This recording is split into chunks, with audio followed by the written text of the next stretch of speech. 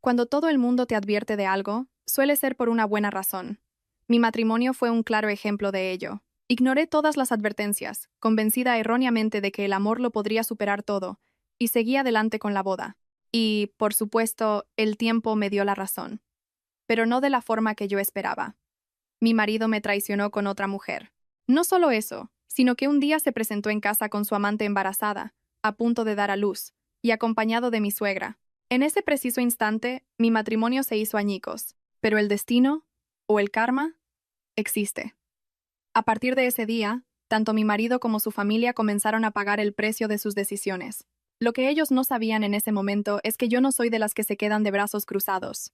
A partir de ahí, la situación dio un vuelco de 180 grados, y su mundo empezó a desmoronarse pieza por pieza, sin darles ni un respiro. Les llegó el castigo divino que merecían, porque la traición siempre tiene consecuencias. Y ahora, os voy a contar esa historia, que para mí fue una liberación. Hola, me llamo Carmen, tengo 30 y tantos años y dirijo un centro de estética y bienestar. Si miro hacia atrás, mi infancia y juventud no fueron fáciles. Una vez, hace más de 10 años, una amiga me convenció para que me leyeran las cartas del tarot. La vidente me dijo que hasta bien entrada la treintena, mi vida sería, en general, bastante gris y complicada. En aquel momento me reí y no le di importancia. ¿Quién cree en esas cosas? Pero con el paso del tiempo, y en los momentos más cruciales de mi vida, esas palabras volvían a mi mente de forma extraña. Creo que esa mala racha comenzó muy pronto. El recuerdo más vívido es de cuando faltaba justo una semana para la selectividad. Mis padres me dijeron que se iban de viaje a un santuario muy famoso, conocido por conceder deseos, para rezar por mí y pedir que me fuera bien en los exámenes. Sentí un mal presentimiento y les rogué que no fueran. Mamá, papá, no vayáis, no hace falta, de verdad, seguro que me sale bien el examen. Hija, es que una madre se queda más tranquila. Ante algo tan importante, un poco de ayuda divina nos dará paz. Todo el mundo lo hace antes de la selectividad. Tu madre tiene razón. Cuando yo hice la mía, tu abuela también encendió velas por mí. Gracias a eso, entré de milagro en la repesca. Cuando pides algo con fe, a veces el universo te escucha. A pesar de mi insistencia, se marcharon. En el camino de vuelta, tuvieron un accidente de tráfico y fallecieron en el acto. De la noche a la mañana, me quedé huérfana, rota por el dolor. No fui capaz de concentrarme en los exámenes y suspendí la selectividad, así que tuve que renunciar a la universidad. Por suerte, mis padres tenían el piso en propiedad y me dejaron algunos ahorros, lo que me permitió subsistir unos meses. Pero cuando el dinero empezó a escasear, supe que tenía que ponerme a trabajar.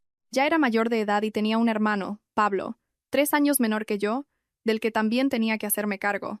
Pablo, el dinero se está acabando. Tengo que empezar a buscar trabajo. ¿De verdad? Pues yo también buscaré algo. ¿Y si nos quedamos sin nada? Quiero ayudarte. No. Tú eres estudiante, y tu única obligación es estudiar. Yo me encargaré del dinero, yo cuidaré de ti. No te preocupes por nada y céntrate en los libros. Aunque se lo prohibí, mi hermano empezó a hacer trabajillos a mis espaldas. Un día de lluvia, la moto que usaba para un reparto derrapó en el asfalto y sufrió una caída muy grave que le destrozó una pierna. Te dije que no trabajaras. ¿Por qué no me haces caso? Le grité, desesperada. ¿Ya tengo suficientes problemas? No me lo pongas más difícil. Lo siento, solo quería ayudarte para que no tuvieras tanta carga. Quería pagarme mis propios gastos. Ahora mismo, esa no es la forma de ayudar. La mejor ayuda que puedes darme es que estudies mucho, saques buenas notas y consigas un buen trabajo lo antes posible. Eso será mucho mejor para ti y para mí. Cuando ganes mucho dinero, entonces podrás invitarme a todo lo que quieras. Pero ahora no. Solo se lo dije esa vez, con esa dureza, pero pareció entenderlo. A partir de entonces, se centró por completo en sus estudios. Ver ese cambio fue un alivio. Aunque teníamos tíos y primos, todos vivían al día y apenas llegaban a fin de mes, por lo que era imposible pedirles ayuda económica. Nos llamaban de vez en cuando para saber cómo estábamos y nos veíamos en los aniversarios del fallecimiento de mis padres, pero poco más. Me había convertido en la cabeza de familia y necesitaba ganar dinero, y rápido. Buscando la forma de conseguir ingresos altos en poco tiempo, empecé a trabajar como caddy en un campo de golf. Así, mientras yo trabajaba sin descanso, me aseguré de que a mi hermano no le faltara de nada. Él se esforzó al máximo, consiguió una beca y entró en la universidad para estudiar química. Desde ese momento, mi cabeza solo funcionaba con números. La matrícula del próximo semestre, los gastos del mes, la factura de la tarjeta de crédito, No había tiempo para las emociones. Un día seguía al otro, y luego al siguiente. Si tenía que sonreír, sonreía. Si tenía que correr, corría. Al llegar a casa, solo me duchaba y caía rendida en la cama. No soñaba, ni pensaba en el mañana. Si me paraba a pensar demasiado, no habría podido soportarlo. Cuando mi hermano volvió de su año de Erasmus, justo antes de empezar tercero de carrera, decidió cambiarse a farmacia. Al oírlo, sentí que yo tampoco podía seguir así para siempre. El trabajo de Cady había sido una solución para sobrevivir, pero mi sueño siempre fue tener mi propio negocio.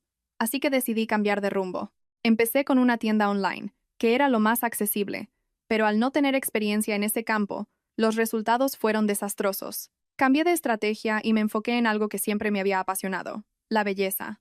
Hice cursos de maquillaje semipermanente y extensiones de pestañas. Al principio, trabajaba a domicilio, visitando a las clientas en sus casas. Un día, vi que se alquilaba un local a buen precio en los bajos de una urbanización a la que le había echado el ojo, y decidí abrir allí mi pequeño centro. Poco a poco fui ganando clientas fijas, y el boca a boca me trajo muchas nuevas. El negocio empezó a funcionar mucho más rápido de lo que esperaba.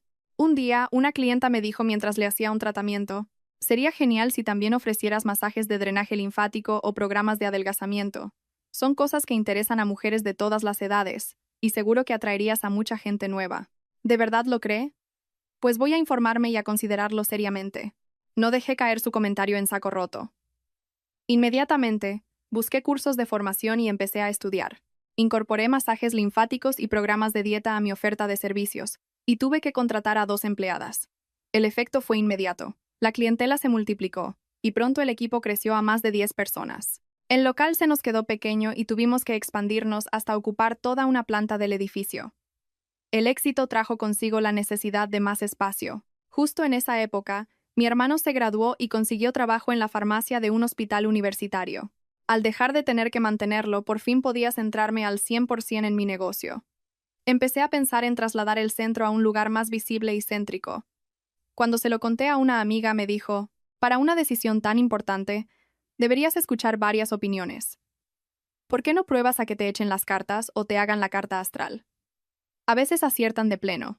Pues no se me había ocurrido. Vale, lo haré. Fui a que me leyeran el tarot, más por curiosidad que por otra cosa. La vidente me repitió lo mismo que años atrás, que hasta los 37 años mi camino sería oscuro, pero que a partir de entonces mi suerte cambiaría radicalmente. Me aconsejó que, aunque el traslado del negocio era una buena idea, me centrara solo en el trabajo y que bajo ningún concepto me casara antes de esa edad. Me dijo, textualmente, que tenía un divorcio cantado, pero que a partir de los 30 y tantos me llegaría una ola de buena fortuna y que debía estar preparada para aprovecharla. Sinceramente, no le hice mucho caso. Me entró por un oído y me salió por el otro. ¿Por qué? Porque en ese momento ya estaba saliendo con alguien. Mi novio Javier era 3 años mayor que yo. Era profesor en una academia de matemáticas situada en el mismo complejo comercial que mi centro, y llevábamos ya 1 año juntos. Nuestra relación no empezó de forma convencional. Fue gracias a su madre. Un día, vino al complejo para un asunto de la academia de su hijo y decidió entrar en mi centro a hacerse un tratamiento. Congeniamos muy bien ese día y quedó encantada con el resultado. Volvió varias veces más. Una tarde, me invitó a cenar. Como yo tenía tiempo, acepté. Al llegar al restaurante, me extrañó no verla a ella, sino a Javier, el profesor de matemáticas, sentado solo en la mesa. La llamé de inmediato. «Hola, ¿dónde estás?» «Ya he llegado al restaurante. Pero aquí solo está tu hijo. ¿Habíamos quedado los 3? Jaja. La verdad es que os he tendido una pequeña trampa para que os conozcáis. Apañaos. Me encantaría que fueras mi nuera». Así empezó todo. Al conocerlo, descubrí que era un hombre tranquilo y educado. Había estudiado en una universidad de Estados Unidos y ahora dirigía su propia academia. La conversación con él era fácil y me sentía muy cómoda a su lado. Su familia, además, era bastante acomodada. Su padre había dejado una buena herencia, y su madre la había invertido bien, por lo que vivían sin ninguna preocupación económica. Sinceramente, eso me dio tranquilidad. Después de tantos años de lucha constante, sentía que por fin había encontrado un apoyo sólido. Su madre, además, me adoraba. Cada vez que hablaba con él por teléfono y yo estaba cerca, le pedía que me pasara y me decía lo mucho que deseaba que nos casáramos pronto. En Navidad o en Semana Santa, siempre nos mandaba comida casera y se preocupaba de que mi hermano y yo no nos sintiéramos solos. Su cariño me fue conquistando y poco a poco le abrí mi corazón. Cuando llevábamos unos 6 meses saliendo, Fue ella quien sacó el tema de la boda. Ambos teníamos una edad y nuestra relación era seria, así que acepté de forma natural. Como yo no tenía padres, los preparativos fueron muy rápidos. Quedé con mis amigas de toda la vida para darles la invitación, y se quedaron de piedra con la noticia. Una de ellas, con mucho tacto, me llevó aparte. Carmen, si no te digo esto, me arrepentiré toda la vida. ¿Estás segura? ¿No quieres pensártelo un poco más? ¿Por qué dices eso? Llevo tiempo saliendo con él pensando en casarme. No sé. No es él quien te ha pedido matrimonio con entusiasmo, sino su madre la que está moviendo todos los hilos. Las bodas impulsadas por las suegras no suelen durar. Además, su academia cada vez va a peor, no tiene ahorros, y sin embargo vive a todo tren, jugando al golf, y con ese cochazo, hay algo que no me cuadra. Las demás amigas asintieron, dándole la razón. Yo les respondí con firmeza. Para mí, lo importante no son las apariencias, sino cómo me ha tratado él. He decidido casarme por el cariño y la calidez que tanto él como su madre me han demostrado. Y en cuanto al dinero, su familia tiene de sobra, y yo gano muy bien. El dinero de su familia es de su familia, y el tuyo es tuyo. Lo importante es que el marido, como cabeza de familia, sea quien traiga el dinero a casa. A su edad, si no es capaz de generar ingresos, es que algo falla, ¿no crees? Como mínimo, debería ganar tanto como tú. ¿Por qué tiene que ganar más el hombre que la mujer? Si yo gano más, pues yo cubro más gastos. La sinceridad y el afecto que él me ha demostrado no se pueden comprar con dinero. Por eso me caso. Vosotras no habéis visto lo que yo he visto. Al oír mis palabras, otra amiga zanjó la conversación. De acuerdo. Si estás tan decidida, no insistiremos más. Te lo decíamos porque nos preocupamos por ti. Te deseamos lo mejor. Enhorabuena por la boda y que seáis muy felices. Así terminó la charla con mis amigas, y poco después, nos casamos sin más contratiempos. Como yo apenas tenía contacto con mis parientes, mi lado de la iglesia estaba bastante vacío. Me sentí un poco sola ese día, pero me consolé pensando que ahora tenía una suegra cariñosa y un marido que me quería. Así me casé, a los 36 años. Las preocupaciones de mis amigas resultaron ser infundadas, o eso parecía al principio. Comenzamos una vida de recién casados, feliz y normal. Pedíamos comida a domicilio por la noche, nos quedábamos dormidos en el sofá viendo series, salíamos a conducir sin rumbo fijo. Cada día era ligero y apacible. Cariño, últimamente me siento como si estuviera de vacaciones permanentes. Creo que nunca había vivido sin preocupaciones. A mí me pasa igual. Estoy deseando salir del trabajo para volver a casa, cenar contigo, hablar. Me encanta estar a tu lado. Es increíble que después de tanto tiempo juntos no nos cansemos el uno del otro, ¿verdad? El piso donde vivíamos nos lo había proporcionado mi suegra. Era la casa que siempre había soñado para su hijo, y la había reformado por completo con un diseño moderno y de lujo. Al vivir en un sitio así, las preocupaciones económicas eran inexistentes, y yo me dejé llevar por esa comodidad, disfrutando de la vida de casada sin pensar en nada más. Después de la boda, mi carrera despegó aún más. Invertí un poco más en publicidad y la afluencia de clientes se disparó. Además, empecé a ofrecer un programa de seguimiento dietético online que tuvo un éxito tremendo. Mi agenda se llenó por completo y mis ingresos aumentaron de forma espectacular. Podía sentir literalmente cómo entraba el dinero. Mi cuerpo, sin embargo, no tenía un segundo de descanso. Curiosamente, a medida que yo estaba más ocupada, mi marido parecía tener cada vez menos trabajo. Salía de la academia cada vez más temprano y pasaba más tiempo en casa, pero su expresión era extrañamente relajada. Oye, ¿no tenías clase hasta las 10 hoy? Con el grupo de la ESO. Ah, sí, les adelanté un poco la clase y terminamos antes. Aunque esa fue su explicación, algo no me cuadraba. El local de su academia estaba en una zona privilegiada, justo al lado de un colegio y en una urbanización enorme con muchísimos niños. Era un área con una demanda de clases particulares tan alta que las otras academias de la zona tenían lista de espera. Sin embargo, la de mi marido parecía tener cada vez menos alumnos. Mi duda se resolvió poco tiempo después. Una noche llegué a casa pasadas las 10 y me encontré a mi marido bebiendo solo. Se quedó en silencio un rato y de repente empezó a lamentarse. Todos mis amigos están triunfando. Son profesores en academias famosas, empresarios de éxito, y yo siento que me he quedado estancado. ¿Qué pasa? ¿Ha ocurrido algo hoy? ¿Alguien te ha dicho algo? Hizo una pausa y entonces me contó lo que había sucedido ese día. La historia me dejó helada. Hace unos días vino la madre de un alumno. Empezó a gritarme que por qué su hijo no mejoraba las notas, que era mi culpa. El tono fue subiendo, y al final perdí los estribos y le dije que si el niño no tenía talento para las matemáticas, no era mi problema. Bueno, ahí te equivocaste un poco, la verdad. El caso es que a partir de ahí, la mujer empezó a preguntarme por mi expediente académico. Le dije que había estudiado en una universidad de Estados Unidos, y me contestó que su marido también había ido a esa misma universidad, y que quién me creía yo para hablar así. Me exigió que le dijera mi número de expediente. Vaya. ¿Y para qué quería saberlo? Se lo di. Al preguntarle, vi que dudaba. Con voz temblorosa, finalmente confesó. Bueno, en realidad no terminé la carrera. Creí haber oído mal, o que él se había expresado incorrectamente. ¿Qué? ¿Qué quieres decir? Dijiste que te habías licenciado en Estados Unidos. Tienes el título colgado en la academia. Fue idea de mamá. Dijo que así ganaría más dinero, que si no, no podría trabajar como profesor particular. Sentí como si alguien me hubiera dado un golpe en la nuca. Ni siquiera por ser mi marido podía defender algo así.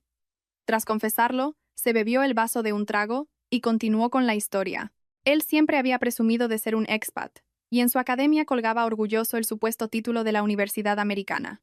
La madre del alumno, sospechando algo, le hizo una foto al diploma y se fue. Unos días después, volvió a la academia acompañada de otros padres. Habían contactado directamente con la universidad en Estados Unidos, y les habían confirmado que mi marido no solo no se había graduado, sino que ni siquiera existían registros de su matriculación. La mujer montó un escándalo en medio de la calle, gritando que era un farsante. Al oírlo me quedé sin palabras. Era una estafa en toda regla. En el mundo de las academias el prestigio del director es fundamental. No podía entender cómo se había metido en algo así. Pero lo más impactante fue descubrir que la mente pensante detrás de todo había sido mi suegra, y mi marido, un títere sin voluntad que la había seguido ciegamente. Me resultaba incomprensible cómo alguien podía planear algo tan arriesgado y ejecutarlo de una forma tan torpe. Pero lo que más me indignó fue que, hasta el final, él se negó a asumir su responsabilidad y no paraba de culpar a su madre. Todo esto es culpa de mamá. Yo le dije desde el principio que no pusiéramos nada del título, pero ella insistió. Me dijo que si no lo hacía, la academia se hundiría, que era la única forma de ganar dinero. ¿Qué dices? Esto no es culpa de tu madre, es tuya.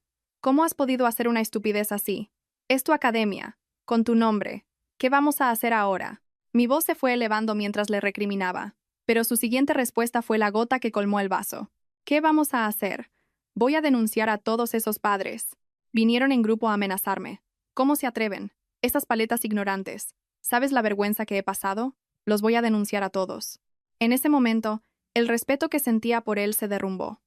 Era incapaz de comprender la gravedad de la situación, y me dieron ganas de abofetearlo. ¿Que tú vas a denunciar a quién?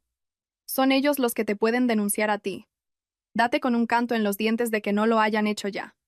Así que agacha la cabeza y no líes más las cosas. Mientras se lo decía, una certeza se apoderó de mí.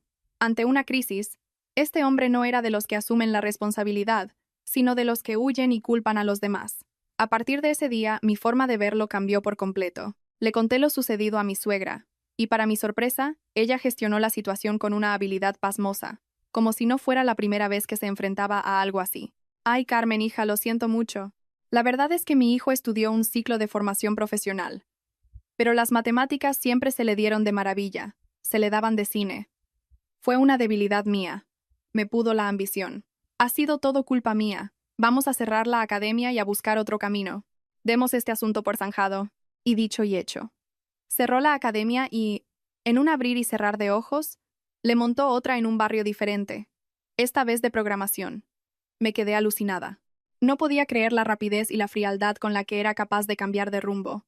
Mi marido también se recuperó enseguida. A las pocas semanas, ya estaba centrado en su nuevo negocio, tan alegre y despreocupado como siempre. Actuaba como si no hubiera pasado nada, pero yo no lograba encontrar la paz. Pensé que con el tiempo se me pasaría, pero no fue así. La decepción había sido demasiado grande. Sentía que algo dentro de mí se había roto para siempre. Y entonces mi marido volvió a las andadas.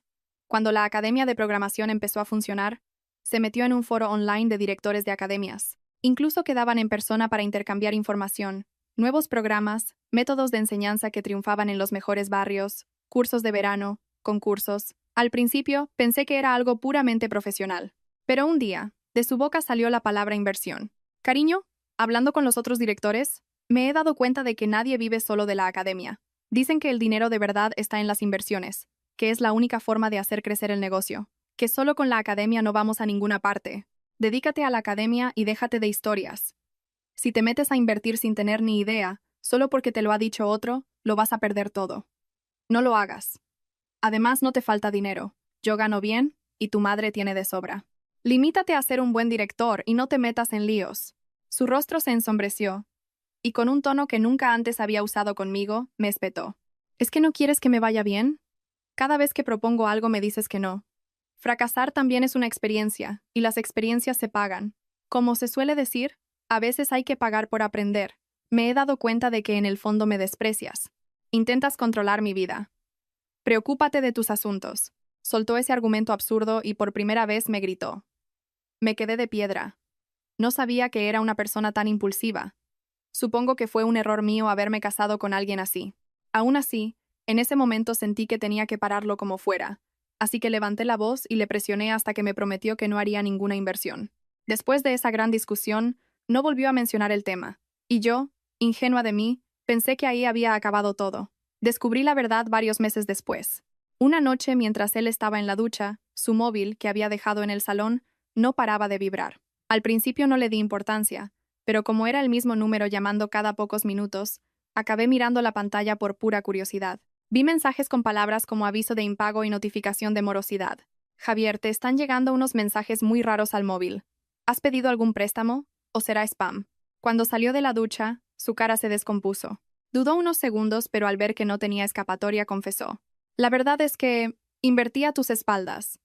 Al principio gané dinero, te lo juro, así que pedí un préstamo usando la academia como aval y metí más. Pero de repente, las acciones empezaron a caer en picado. El grupo de WhatsApp de los directores desapareció y la gente se esfumó. Me han estafado, Carmen. Al oírlo, sentí un mareo. Era el mismo modus operandi de las estafas piramidales de las que tanto se hablaba últimamente. ¿Y qué piensas hacer ahora? ¿Cómo lo vas a solucionar? Te van a seguir llegando reclamaciones. ¿Qué harás? ¿Podrías ayudarme tú? Si no, pensaba decírselo a mi madre. En ese momento no sentí ni rabia ni tristeza. Solo un vacío inmenso. Aún así, era mi marido. Acabé pagando yo el préstamo. Le hice prometer que no volvería a hacer algo así. Y él, mostrándose arrepentido, me aseguró que no lo haría. Y como si nada, volvió a centrarse en su academia. Tiempo después, se lo conté a mi suegra. Al principio, se mostró sorprendida. Vaya, ¿así que pasó eso? ¿Y tú lo solucionaste? Lo siento mucho, de verdad, y te lo agradezco. Parecía que entendía la situación, pero de repente, la conversación dio un giro inesperado. Oye, por cierto, todavía no tenéis hijos, ¿verdad? Los hombres necesitan tener hijos para sentar la cabeza y dejar de hacer tonterías. Con vuestra edad, ya deberíais ir pensando en ello. Si te quedas embarazada ahora, ya sería un embarazo de riesgo. ¿Te has hecho pruebas? Se puede tener mucho dinero, pero sin hijos, la vida es muy solitaria. Daos prisa. No tendrás ningún problema, ¿verdad? La grave metedura de pata de su hijo quedó olvidada en un segundo, y el foco de la conversación pasó a ser mi capacidad para concebir. En ese momento, lo comprendí todo. La forma en que esta familia afrontaba y resolvía los problemas estaba completamente distorsionada, de principio a fin. Solo podía pensar en una cosa: ¿qué error más grande había cometido al casarme? La gente que me lo advirtió tenía toda la razón del mundo. Después de aquella conversación, empecé a pensar seriamente en el embarazo. Fui al médico y me preparé. Y para mi sorpresa, me quedé embarazada enseguida. La noticia me llenó de una felicidad inmensa. Saber que una nueva vida crecía dentro de mí me hacía sentir plena. Mi marido también cambió por completo al enterarse. De ser un niño grande que solo causaba problemas, pasó a comportarse como un hombre maduro y responsable. Su forma de hablar y de actuar era diferente, e incluso me hizo una promesa solemne. Voy a proteger a nuestro bebé con mi vida. Seré el mejor padre del mundo, tú solo tienes que traerlo al mundo. Lo abrazaré, lo bañaré, jugaré con él, haré de todo. Pareces un padrazo ya. Pero que no se quede solo en palabras, ¿eh? De acuerdo. Lo cuidaré bien para que nazca sano. La alegría de esperar un hijo hizo que hasta las náuseas del embarazo fueran soportables. No paraba de pensar. De verdad, voy a ser mamá. Pero la felicidad duró poco. En la revisión de las 8 semanas, recibí la noticia más dura que podía imaginar. El médico, tras un silencio incómodo, me dijo que era un aborto espontáneo retenido. Me explicó que aún había una pequeña posibilidad y que esperaríamos una semana, pero que si el corazón no volvía a latir, tendríamos que programar un legrado. El corazón nunca volvió a latir. Tuve que someterme a la intervención. Quienes hayan pasado por la pérdida de un primer embarazo sabrán lo profundo que es ese dolor. Me despertaba llorando, y me dormía llorando. Me preguntaba constantemente dónde estaría mi bebé, si habría llegado bien al cielo. Así pasaba los días, sobreviviendo. El médico me decía que era algo muy común y que no me culpara, pero aunque mi cabeza lo entendía, mi corazón no podía aceptarlo. Mi marido también sufrió mucho la pérdida. Mi suegra, sin embargo, me culpó a mí de todo. Pero ¿cómo te has cuidado? Las chicas de ahora coméis cualquier porquería, y luego pasa lo que pasa. ¿A qué has tomado café? ¿O has hecho demasiados esfuerzos con el trabajo? Al dolor de la pérdida se sumaba el peso de la culpa, como si me estuvieran marcando a fuego. Cada vez que ella me atacaba, mi marido me defendía. Mamá, déjala en paz. Es ella la que peor lo está pasando. ¿Por qué tienes que echar más leña al fuego? El médico dijo que es algo normal. No es culpa de nadie, simplemente el embrión no era viable. Ya tendremos otro. Pero mi suegra suspiraba y continuaba. ¿Qué tranquilidad es esa? ¿Sabéis la edad que tenéis? Un embarazo ahora ya es de riesgo. ¿Cuándo pensáis volver a intentarlo y dar a luz? ¿Es que no os dais cuenta del tiempo? No escuchaba sus palabras. Mi única obsesión era volver a quedarme embarazada.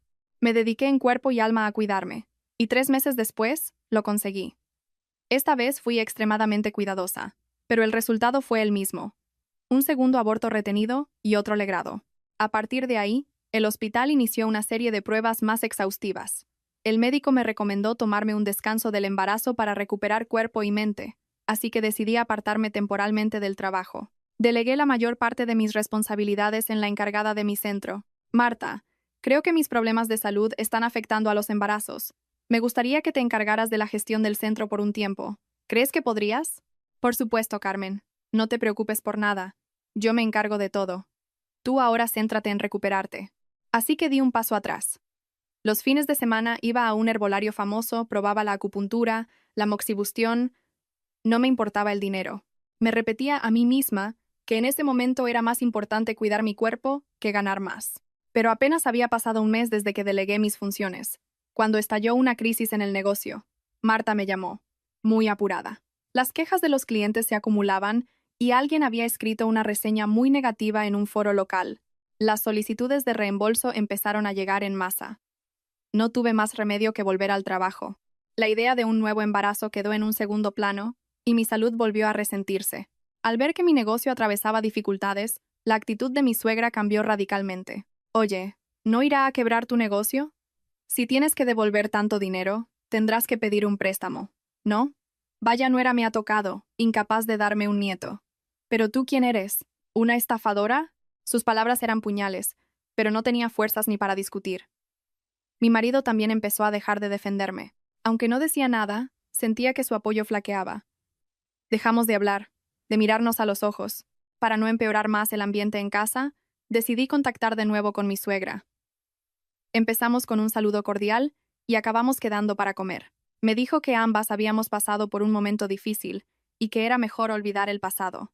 No estaba todo resuelto, pero al menos en la superficie, las aguas se calmaron. Mi marido también empezó a tratarme con más cuidado, y yo decidí que merecía la pena intentarlo una vez más. Salió el tema de hacer un viaje, nos fuimos unos días y a la vuelta me quedé embarazada por tercera vez. Me sentí feliz, pero el miedo a otro aborto era tan grande que no se lo conté a nadie, ni siquiera a mi marido. Fui sola a las revisiones, aguantando la angustia. Pero lamentablemente, el diagnóstico fue el mismo. Tercer aborto retenido. Tuve que someterme a otro legrado. El día de la intervención, como nadie sabía nada, fui sola al hospital. Al volver a casa, me metí en la cama a descansar. Poco después, sonó el teléfono. Era mi marido. Notó mi voz apagada y me preguntó si me pasaba algo.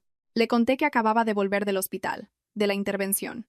En lugar de preguntarme cómo estaba, su única respuesta fue: «Ah, entonces estás en casa». No tuve tiempo de procesar sus palabras. Me quedé dormida y me desperté con el sonido de la puerta principal abriéndose. Pensé que era él, pero sentí que entraba más de una persona. Me levanté y fui al salón. Allí estaban mi suegra y mi marido, y a su lado, una mujer con una barriga enorme, a punto de dar a luz. No hacían falta explicaciones. Me quedé paralizada, sin poder decir una palabra. Mi mente se quedó en blanco, incapaz de procesar la escena. Fue mi suegra quien rompió el silencio, dirigiéndose a mí con total naturalidad. «Ah, mira qué bien que estás en casa. te presento a tu sucesora. A partir de hoy, ella será la señora de esta casa. Vamos a poner fin a lo vuestro. Como tú eres huérfana, el divorcio será un trámite sencillo. Ya es hora de que dejes en paz a mi hijo. ¿Qué está diciendo? ¿La nueva señora? ¿Poner fin? ¿Me está diciendo que nos vamos a divorciar? Sí. Lo siento, pero así son las cosas. Ella es su primer amor.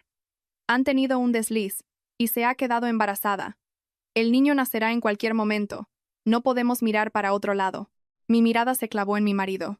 Él ni siquiera se atrevía a levantar la cabeza. No tenía intención de detener aquello, ni de dar explicaciones. Simplemente estaba allí, plantado. La rabia me dio fuerzas que no sabía que tenía. Explícate tú. ¿Quién es esta mujer? ¿Qué significa esto? Lo siento. Es mi primer amor. Nos reencontramos por casualidad poco después de casarnos. Al principio no sentí nada, pero de tanto vernos, resurgió el amor. Lo siento. Pero está esperando un hijo mío. No puedo abandonarla. Mamá también está de acuerdo. Por favor, cariño, entiéndelo, me suplicó. La situación era tan absurda que me eché a reír. Un momento. Perdone, pero yo soy la mujer de este hombre. ¿Le parece normal presentarse aquí de esta manera? Lo siento, pero no tenía otra opción. Estoy a punto de dar a luz. ¿Qué quiere que haga? De verdad, lo siento. ¿Sabéis esa sensación de que solo con oír la voz de alguien ya sabes de qué pie cojea? Su tono de voz era el de una descarada. En cuanto terminó de hablar, algo dentro de mí se rompió. La incredulidad y la ira borraron cualquier rastro de racionalidad. Empecé a gritar y a lanzar al aire todo lo que encontraba a mi paso. Mientras los objetos volaban, mi suegra me gritó: «Lárgate de aquí, desgraciada. Esta casa la pagué yo. Mi hijo va a vivir con la mujer que ama y que le va a dar un hijo. Tú no eres más que una muerta de hambre, así que desaparece». En ese momento comprendí que no ganaría nada discutiendo. Esto es increíble, de verdad. Pero no penséis que me voy a ir sin más. Vais a pagar por esto. Os juro que recibiréis vuestro castigo divino. Cogí un par de cosas, les lancé una última mirada de odio y salí de allí. Al salir del portal, las piernas me flaquearon. No sabía a dónde ir. Me costaba hasta respirar. Me senté en un banco. Dejé la bolsa en el suelo y agaché la cabeza. No podía llorar. Mi mente era un caos. Los latidos de mi corazón retumbaban en mis oídos. Las palabras que acababa de escuchar se repetían en mi cabeza una y otra vez. ¿Cómo es posible? Malditos sean, murmuraba para mí. Ya veréis, no me quedaré de brazos cruzados. A pesar de todo, una parte de mí se negaba a creer que aquello fuera real.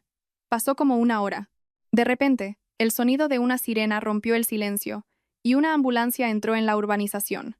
Se detuvo justo delante de mi portal, del que acababa de salir. De la ambulancia bajaron una camilla y varios sanitarios entraron corriendo en el edificio.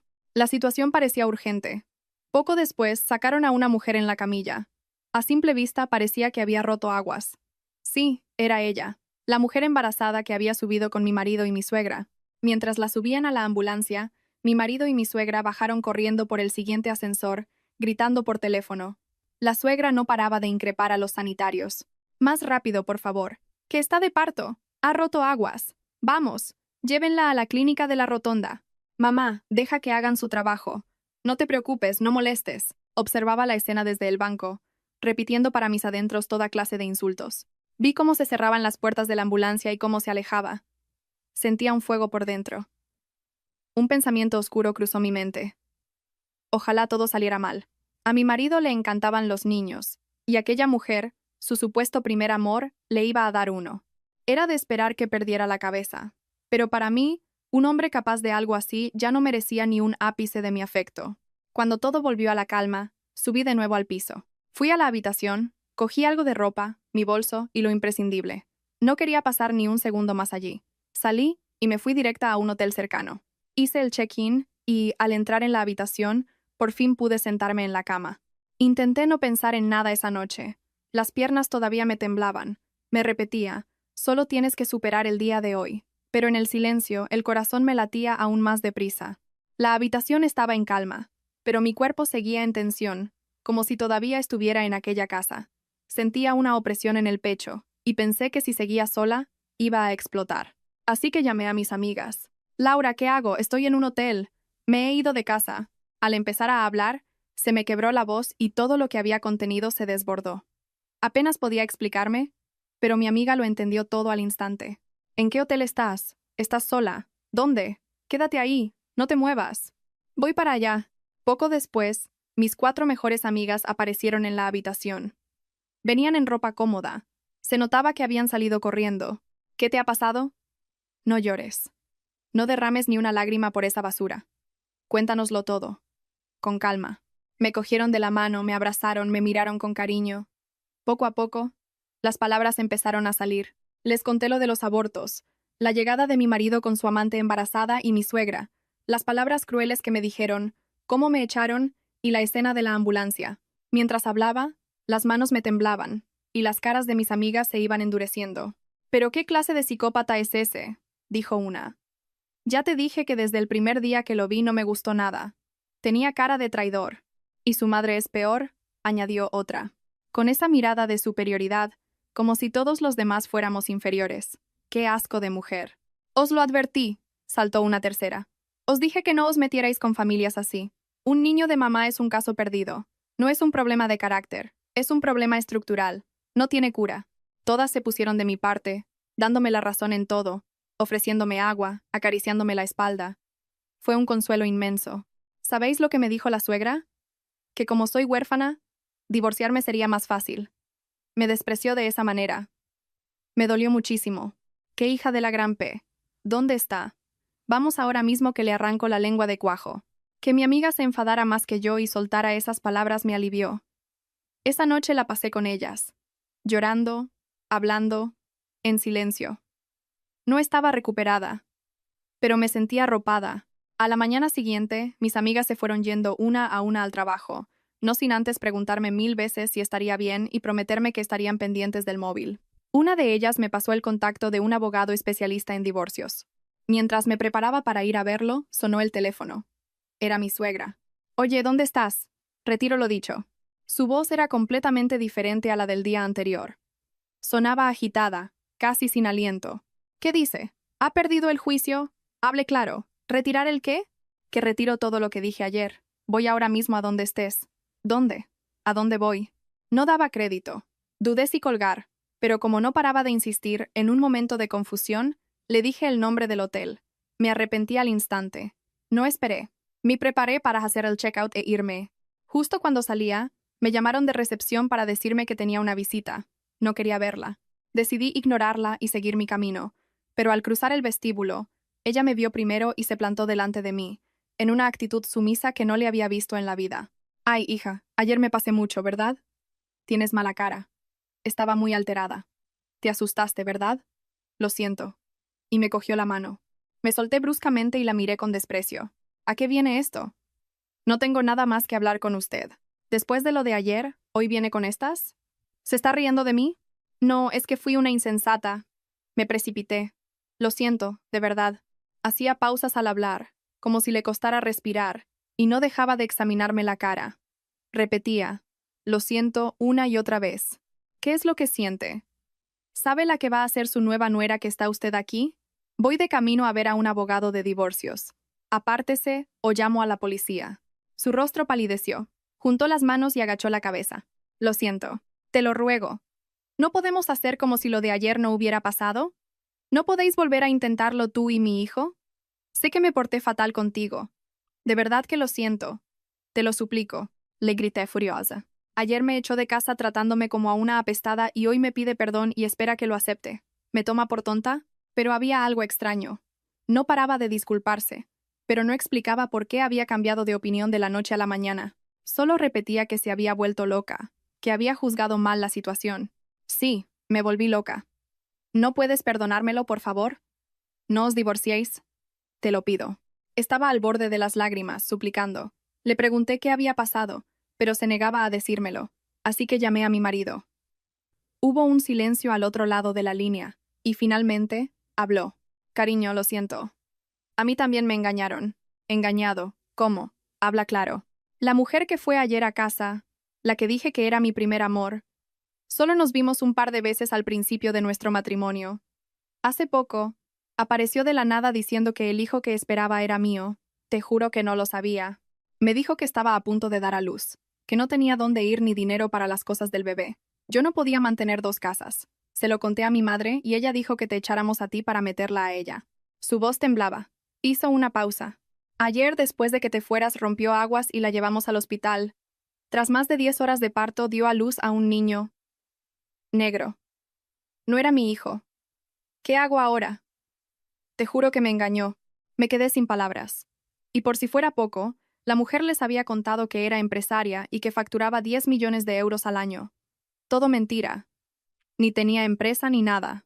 Se habían dejado cegar por los 10 millones, hasta el punto de planear mi divorcio para que él se casara con ella. No era su primer amor, era una cazafortunas.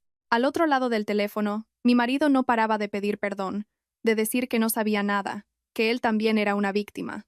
Delante de mí, mi suegra lloraba y se aferraba a mí. En ese instante, tomé una decisión firme. Borrar a toda esa gente de mi vida para siempre. Colgué. No necesitaba más explicaciones. Ignoré a mi suegra. No escuché ni una palabra más. Cuando intentó volver a agarrarme, me zafé. Me di la vuelta y me marché. Cogí un taxi y fui directa al despacho del abogado. No había nada que dudar, nada que pensar. Desde el momento en que salí por la puerta de esa casa, supe que mi matrimonio estaba acabado. Le conté al abogado todo lo sucedido con calma. La falsificación del título de mi marido, el préstamo por la estafa de la inversión, la amante y lo ocurrido el día anterior. Intenté ser objetiva, centrándome en los hechos. El abogado tomó notas y al final levantó la vista. En esta situación, no tiene sentido actuar movida por las emociones. Lo mejor es iniciar los trámites de inmediato. Estoy de acuerdo. No quiero esperar más. Quiero que esto termine cuanto antes y de la forma más contundente posible. Al decir esas palabras sentí una extraña calma. Era como si alguien por fin estuviera poniendo orden en mi caos y mostrándome el camino a seguir. A partir de ese día, toda comunicación pasó a través de mi abogado. Mi suegra y mi marido me llamaban sin parar, pero no contesté ni una sola llamada. Cuando no respondía, me enviaban mensajes. Hablemos, piénsalo otra vez. Lo hemos hecho todo mal. Mi marido me escribía largos textos diciendo que había sido un necio, que se había dejado engañar, suplicando una segunda oportunidad. Mi suegra me enviaba parrafadas a cualquier hora, mezclando llantos y amenazas veladas sobre el honor de la familia y mi futuro. Pero ya no me afectaba. Mi decisión estaba tomada. Leía los mensajes, no respondía, y se los reenviaba a mi abogado. Eso era todo lo que tenía que hacer. El divorcio fue sorprendentemente rápido. Yo tenía todas las pruebas bien documentadas y ellos no tenían argumentos para defenderse. La culpa de la ruptura del matrimonio era claramente suya, así que ni siquiera llegamos a un juicio largo.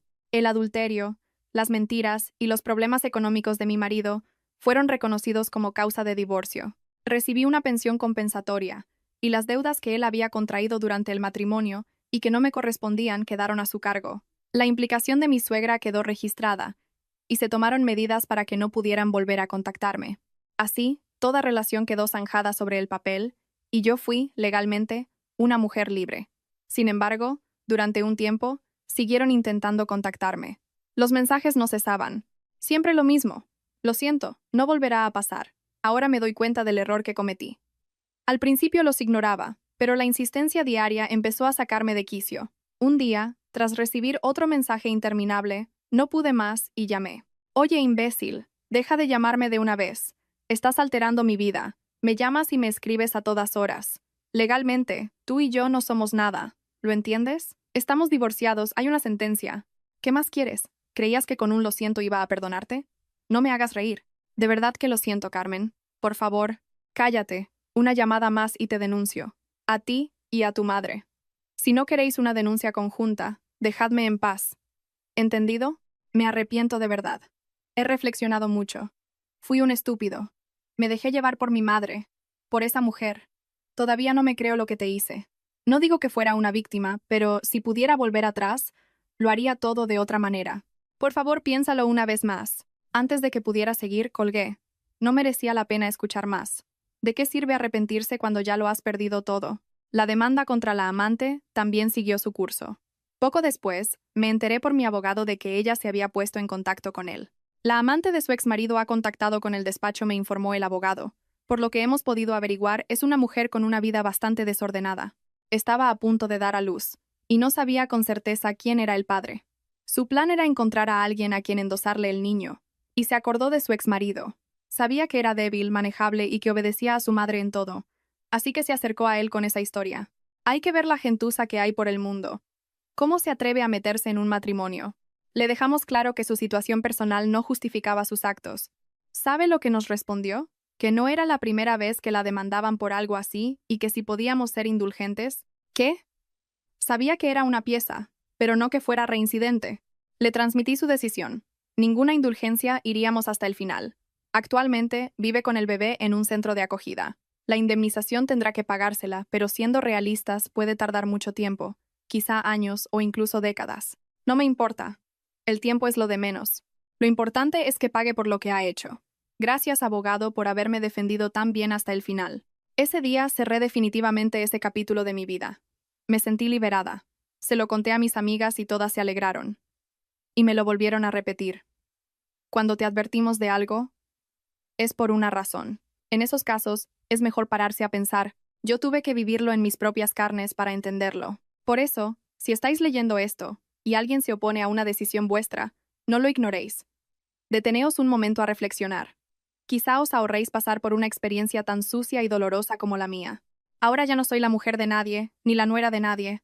Soy simplemente Carmen. Un año después del divorcio, el amor volvió a mi vida. Tal y como predijo el tarot, apareció una persona cuando ya estaba en mis 30 y tantos. Un hombre que me apoya y me cuida. Siento que es la persona que el destino me tenía reservada. Aún es pronto para hablar de boda. Por ahora, quiero disfrutar de esta relación y cuidarla, poco a poco. Si me deseáis suerte, os lo agradeceré.